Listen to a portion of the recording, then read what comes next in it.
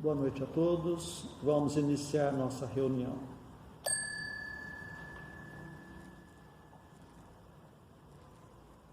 Que a paz do nosso Divino Mestre Jesus envolva o coração de todos nós.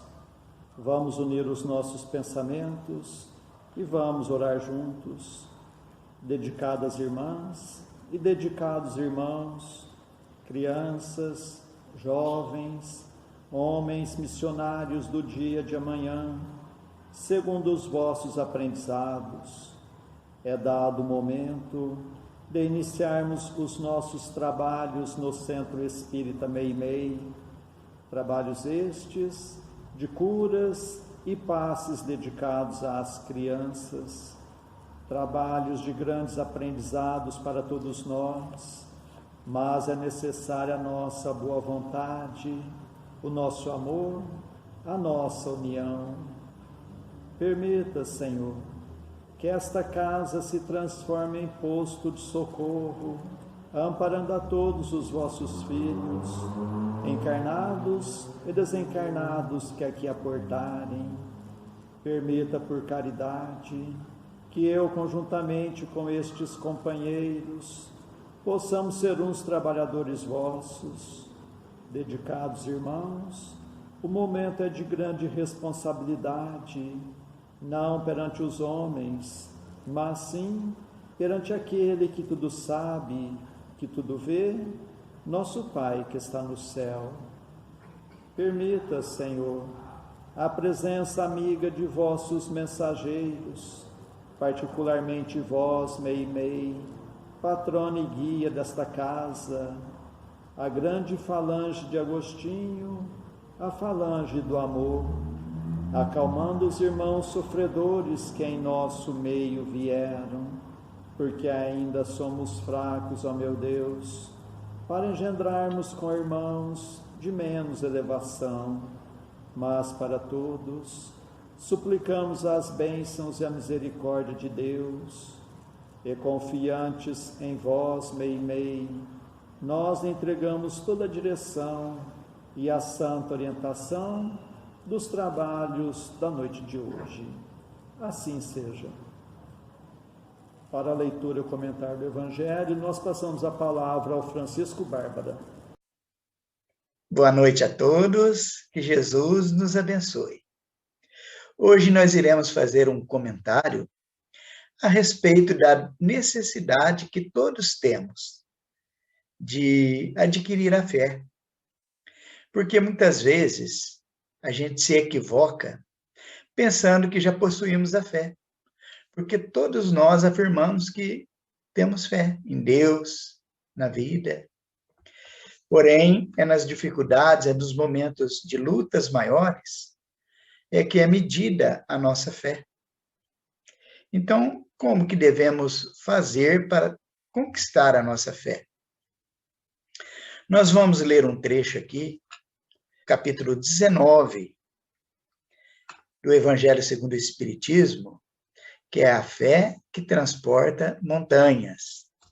Mais precisamente, no item número 6, que traz como título a fé religiosa, condição da fé inabalável. Quem que não gostaria de ter uma fé inabalável? Todos nós gostaríamos, né? Para que passássemos por todas as provações, por todas as lutas, sem nos abalarmos, e certos de que aquilo, por pior que seja, é necessário ao nosso burilamento espiritual. Né?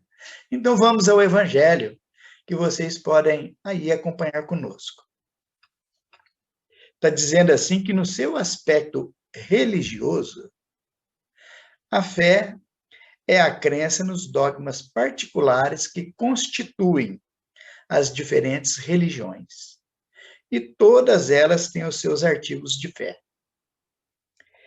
Nesse sentido, a fé pode ser raciocinada ou cega. A fé cega nada examina, aceitando sem controle o falso e o verdadeiro, e a cada passo se choca com a evidência da razão. levada ao excesso, produz fanatismo. Quando a fé se firma no erro, cedo ou tarde desmorona. Aquela que tem a verdade por base é a única que tem o futuro assegurado, porque nada deve temer do progresso, do conhecimento, já que o que é verdadeiro na obscuridade também o é à plena luz. Cada religião pretende estar na posse exclusiva da verdade, mas preconizar a fé cega sobre uma questão da crença é confessar a impotência para demonstrar que se está com a razão. Olha só que trecho bem elucidativo para que a gente entenda quais são os caminhos para que a gente construa em nós essa fé inabalável que todos queremos. Allan Kardec, através do Evangelho segundo o Espiritismo, vem nos ensinar que para construir essa fé verdadeira, aquela que não se abala, a gente tem que se apoiar na razão. Não pode ser uma fé cega.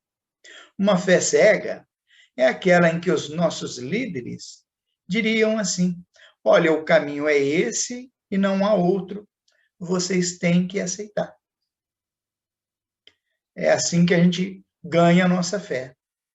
Então, a fé cega é aquela que é imposta, em que as lideranças, elas não permitem o uso do raciocínio, né?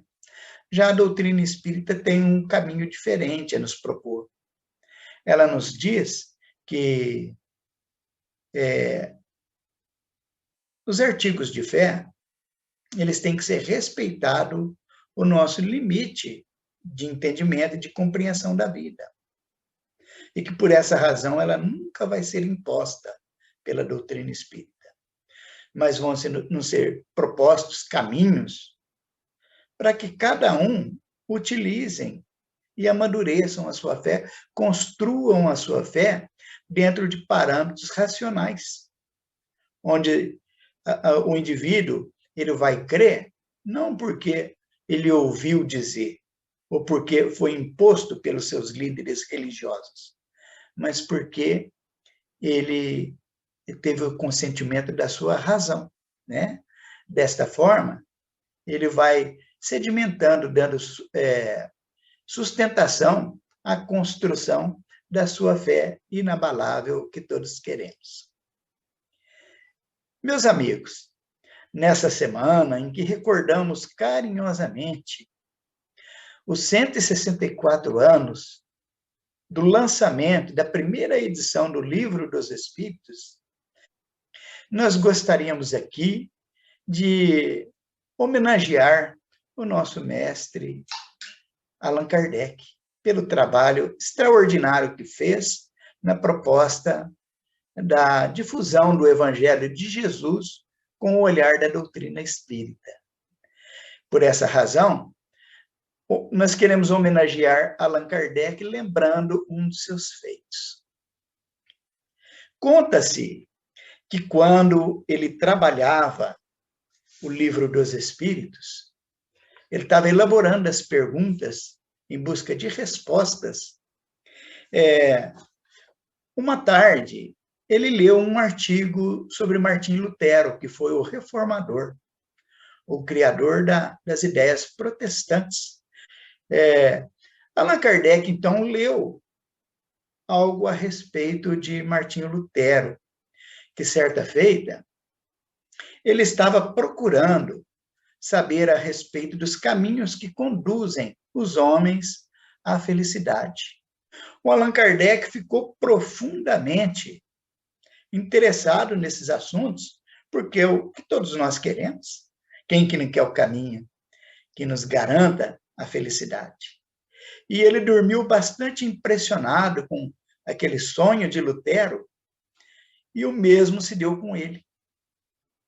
Ele também se viu fora do corpo, desdobrado e sendo conduzido também por um espírito evoluído, muito evoluído, de muita luz. Porém, ao contrário de Lutero, ao invés de ser levado para as regiões celestiais, o Allan Kardec foi levado para as regiões infernais, onde espíritos sofriam horrores. Allan Kardec ficou muito impressionado com o que vira, com o sofrimento daqueles espíritos ali.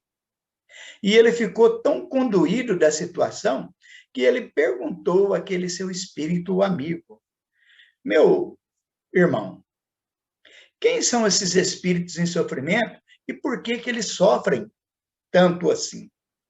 Porventura seriam esses aí aqueles crucificadores de Jesus? O espírito respondeu para ele: não, meu amigo. Eles já foram perdoados por Jesus, e o próprio Jesus disse ao Senhor, né, da vida, a Deus, em seus últimos instantes: Pai, perdoai-os, que eles não sabem o que fazem. E o próprio Jesus trabalhou pelo resgate de cada um deles. E eles, a maioria, em sua grande maioria, já suplantaram aqueles seus erros do passado. Kardec, então, pensou por um pouco, né? E lançou uma nova pergunta. Então, seriam esses nossos irmãos aqueles que compunham a sequência dos imperadores romanos, que tantos prejuízos causaram à humanidade? E o espírito respondeu: nada disso, meu irmão. Porque espírito na ordem de Tibério, ou Calígula, ou qualquer outros, muitos deles também eram espíritos que também eram mais ignorantes do que maus, não sabiam o que estavam fazendo. Daí muitos deles também, através de longas e doloridas reencarnações, já suplantaram as suas fases de erros maiores e trabalham pelo bem da humanidade nos dias atuais. Allan Kardec, então, pensou por mais um pouco, né? E pensou e novamente perguntou àquele espírito luminoso. Então, esses espíritos são alguns daqueles algozes do cristianismo primitivo que torturavam, prendiam, queimavam os seguidores de Jesus Cristo? E ele respondeu, né? O espírito amigo respondeu mais uma vez: não, meu irmão. Aqueles eram espíritos primitivos, que também estavam despertando o raciocínio, apesar das tintas da civilização com que compareciam no mundo. Eles também, em maioria, já aprenderam a lição e trabalham hoje pela redenção da humanidade. Allan Kardec, então, ficou pensando, né, que talvez aqueles espíritos fossem aqueles que ocuparam uma posição de conquistadores da antiguidade, como Átila, Aníbal, Alarico I, Gengis Khan, né? O espírito amigo respondeu para ele: não, não se trata de nenhum deles também, porque aqueles não sabiam o que faziam. Allan Kardec, então, indignado, perguntou: então, meu amigo, responda-me para mim, quem são esses espíritos em terríveis sofrimentos que vejo à minha frente? E o amigo respondeu a ele que aqueles espíritos que ali estavam se tratavam de espíritos muito bem educados sob o ponto de vista do Evangelho. E que, em maioria deles, em grande parte deles, eram cristãos que sabiam muito bem o que deviam fazer. E que tinham tarefas a serem cumpridas, mas mal cumpriram essas tarefas, ou desobedeceram aquilo a que nasceram, a sua missão que lhes fora confiado. E para eles, dizia ainda aquele espírito, finalizando a conversa, uma nova reencarnação é mais difícil do que para os outros. Nesse momento, Allan Kardec despertou subitamente no corpo, profundamente impressionado com o que vira e particularmente com o que ouvira. E ato contínuo, ele foi até a sua escrivaninha, pegou lápis e papel e elaborou a pergunta número 642, que ganhou esse número no Livro dos Espíritos, cuja pergunta é essa daqui, ó. Para agradar a Deus e assegurar uma boa posição futura, bastará ao homem que não faça o mal? E os espíritos responderam então, ou melhor, o espírito respondeu que não basta. Não basta apenas não fazer o mal. É preciso fazer o bem no limite das próprias forças, pois cada um responderá por todo o mal que tiver decorrido por causa do bem que deixou de fazer. Percebam vocês a gravidade da resposta, né? Todos nós estamos falando da fé e de como que se conquista ela, e que nós temos uma doutrina inteiramente racional que não nos pressiona para acreditarmos, mas respeita os nossos limites e nos dá a liberdade do raciocínio para que a gente aceite. E todos nós, aqueles que já temos a nossa fé um pouco mais sólida, temos o dever, nos é confiado, o dever de propagar o bem, de iluminar consciências, consolar corações, dentro daquilo que já sabemos. E quando nós não fazemos isso, mesmo que sejamos uma pessoa que não faça males aparentes, o simples fato de deixarmos de fazer o bem já é um mal. E responderemos profundamente por esta omissão. Daí, se a gente quiser encontrar o caminho da felicidade, é cumprir os nossos deveres, é não perder a oportunidade de, quando a circunstância favorecer, a gente ensinar o bem, ensinar o evangelho e, principalmente, com a nossa vivência do cotidiano. Essa lição que nós acabamos de narrar, ela se encontra muito mais completa no livro Cartas e Crônicas, esse que nós estamos colocando aí para vocês verem. O livro Cartas e Crônicas foi trazido pela psicografia de Chico Xavier através do espírito Irmão X, que é o Humberto de Campos. É a lição número 7, para quem quiser conferir. Um grande abraço a todos e que tenhamos uma noite de muita paz e de muita alegria em nossos corações.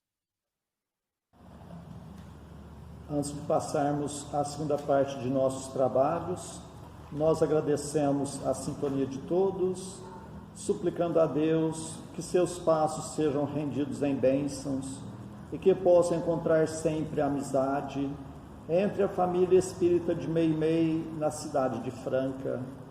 E nestes dias em que teremos encontros virtuais, que Jesus possa continuar nos fortalecendo no firme propósito da reforma íntima, e meditando nos ensinamentos do Evangelho, nós passamos à segunda parte de nossos trabalhos, que são as nossas preces.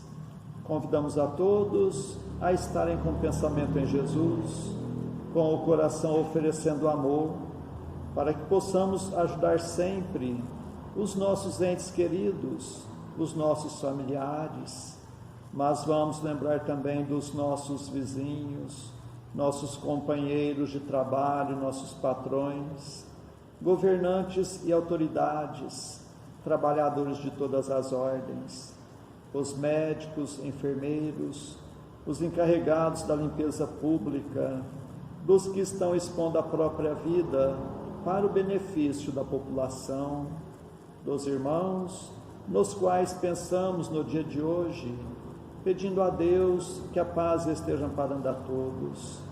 Vamos ter o desejo de perdoar para sermos perdoados, o desejo sincero de curar para sermos curados, Continuemos concentrados em Jesus. Prece ao anjo da guarda. Espíritos amados, anjos guardiães, vós a quem Deus, na sua infinita misericórdia, permite velarem pelos homens, sede nosso amparo nas provas desta vida terrena, dai-nos a força, a coragem e a resignação, inspirai-nos na senda do bem, detendo-nos no declive do mal, que vossa doce influência impregne as nossas almas, fazei que sintamos a presença ao nosso lado de um amigo devotado, que assista aos nossos sofrimentos e participe das nossas alegrias. E vós, meu anjo bom, nunca me abandoneis, necessito de toda a vossa proteção para suportar com fé e amor as provas que Deus quiser enviar-me, para afastar os maus espíritos. Em nome de Deus Todo-Poderoso, que os maus espíritos se afastem de mim e que os bons me defendam deles. Espíritos malfazejos que inspirais maus pensamentos aos homens, espíritos enganadores e mentirosos que os enganais, espíritos zombeteiros que zombais da sua credulidade, eu vos repilo com todas as minhas forças e fecho os meus ouvidos às vossas sugestões, mas peço para vós a misericórdia de Deus. Bons espíritos que me assistis, dai-me a força de resistir à influência dos maus espíritos e as luzes necessárias para não cair nas suas tramas. Preservai-me do orgulho e da presunção, afastai do meu coração o ciúme, o ódio, a malevolência e todos os sentimentos contrários à caridade, que são outras tantas portas abertas aos espíritos maus, pelos inimigos do Espiritismo. Senhor, vós nos mandastes dizer por Jesus, o vosso Messias: bem-aventurados os que sofrem perseguição por amor da justiça, perdoai os vossos inimigos, orai pelos que vos perseguem. E Ele mesmo nos deu exemplo, orando pelos seus algozes. Assim apelamos à vossa misericórdia, Senhor, em favor dos que desprezam os vossos divinos preceitos, os únicos que realmente podem assegurar a paz neste e no outro mundo. Como Cristo, também nós o suplicamos. Perdoai-lhes, Pai, porque eles não sabem o que fazem. Dai-nos a força de suportar com fé e resignação, como provas para a nossa fé e a nossa humildade, as zombarias, as injúrias, as calúnias e as perseguições que nos movam. Afastai-nos de qualquer ideia de represálias, pois a hora de vossa justiça soará para todos, e nós a esperamos, submetendo-nos à vossa santa vontade. Pelos sofredores que pedem prece, Deus, clemente e misericordioso, que a vossa bondade se derrame sobre todos os espíritos que se recomendam às nossas preces, e particularmente, Senhor, sobre os sofredores que em nosso meio vieram. Suplicamos, ó meu Deus, para todos os irmãos que constam em nosso caderno de preces e para todos os que estão em nossos pensamentos.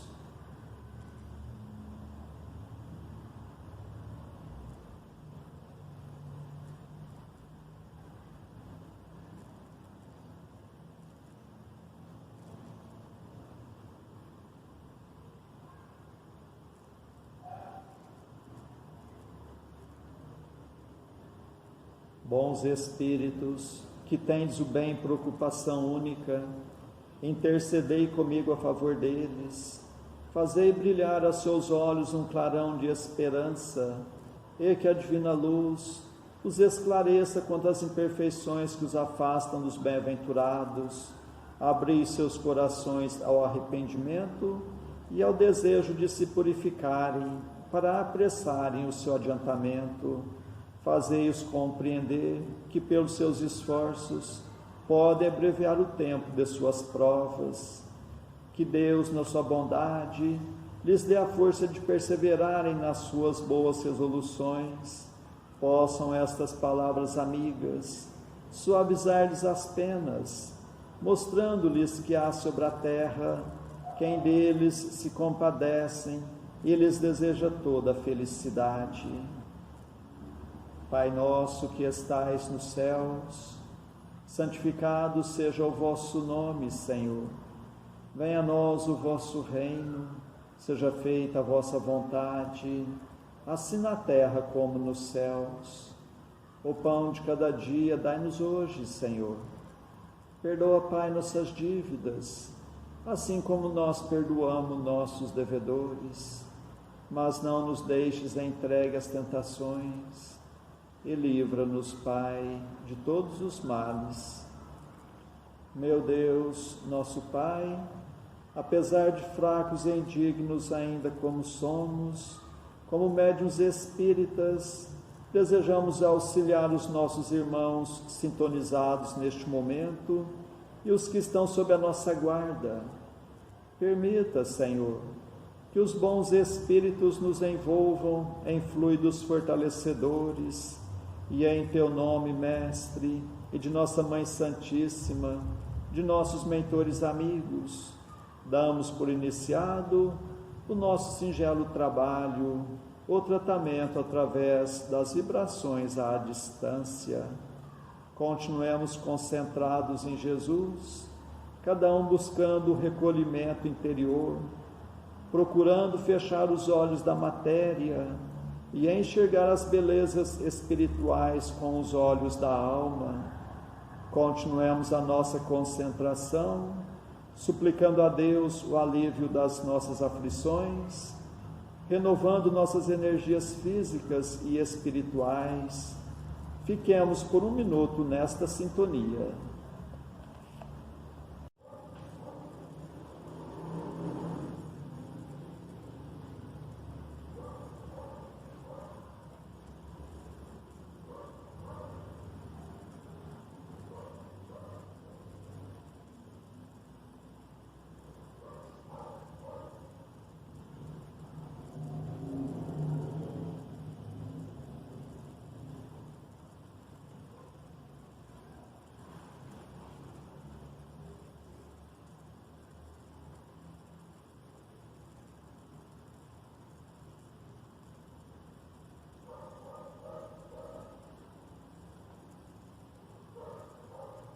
Que estas misericórdias se façam por toda a humanidade.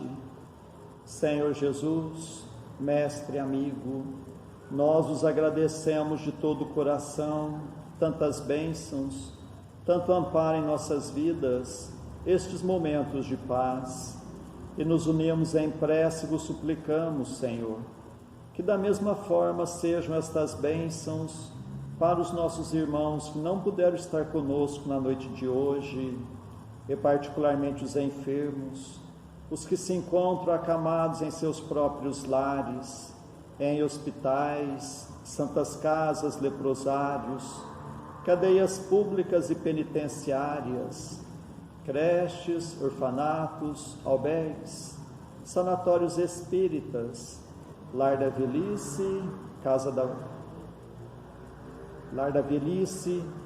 da criança, para todos os andarilhos do mundo, para todas as irmãs que se entregaram ao divino sacrifício da maternidade, pelos que estão nos grupos de riscos, os mais vulneráveis.